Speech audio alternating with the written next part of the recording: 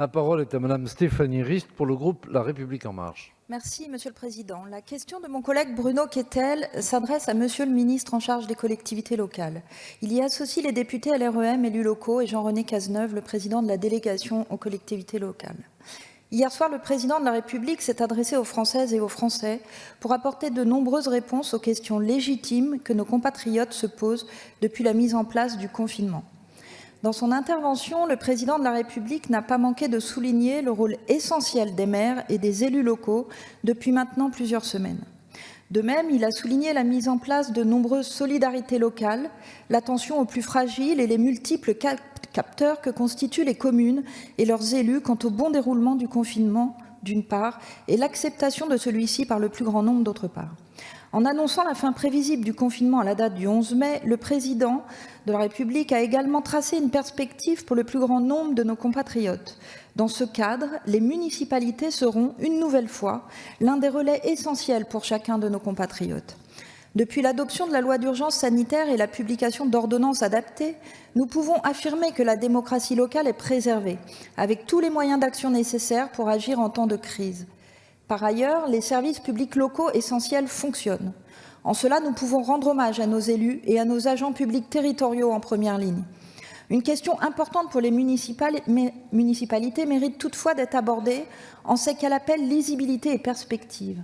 En effet, le 15 mars dernier, plus de 30 000 communes ont élu leur municipalité dans leur totalité.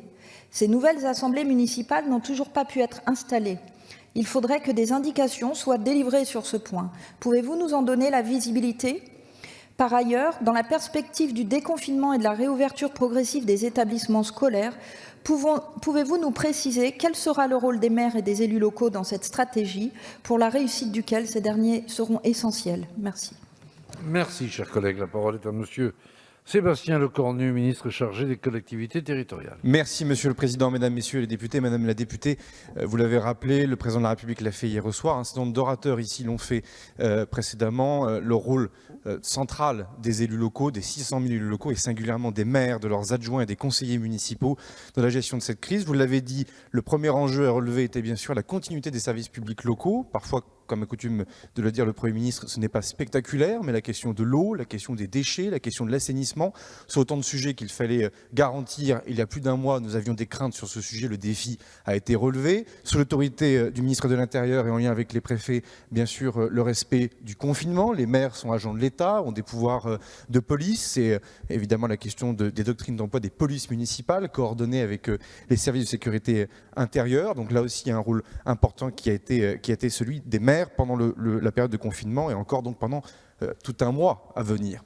Oui, ils ont un rôle dans la période de déconfinement. Ce rôle sera à préciser dans le cadre de la doctrine dont parlait le Premier ministre il y a quelques instants, et notamment Jean Castex lui-même, le délégué interministériel et maire de sa commune depuis de nombreuses années. Donc il sait le rôle que les maires peuvent avoir sur ce sujet. Nous, en retour, nous devions et nous devons deux choses aux élus locaux. La première des choses, c'est permettre à leur collectivité territoriale de fonctionner convenablement. C'est l'objet des nombreuses ordonnances que nous avons prises depuis maintenant 3 semaines, par habilitation du Parlement, bien évidemment, qui permet aux collectivités de fonctionner quasiment normalement en cette période de confinement. La démocratie locale, de fait, n'est pas en panne. Et puis, l'autre aspect sur lequel, évidemment, nous sommes attendus, c'est l'installation des 30 000 conseils municipaux réputés complets au soir du premier tour de l'élection municipale. Dans la loi d'urgence, le Parlement a précisé une date, celle du 23 mai, date à laquelle le gouvernement doit remettre un rapport pour préciser justement les conditions sanitaires. Si je devais vous le dire en une phrase, Madame la députée, le gouvernement et le Premier ministre l'ont indiqué, souhaitent que l'installation de ces conseils municipaux puisse se faire le plus tôt possible, dès que possible,